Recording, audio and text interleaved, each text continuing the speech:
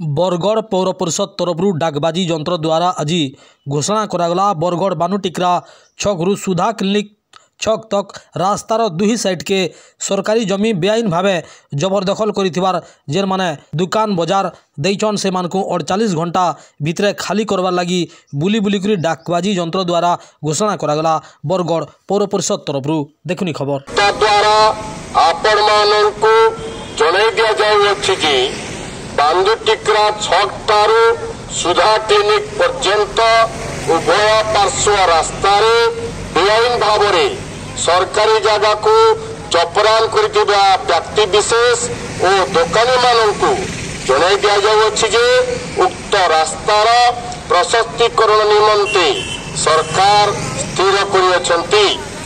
एणु आपण माने उक्त सरकारी जगह को बेआईन भावरे चपरान करथिबा व्यक्ति आसंता 48 घंटा मध्य खाली कर दियंतु, नचेत पौर परिषद धारा 254 नियम अनुजाई कार्यानुष्ठान ग्रहण करा जिवो।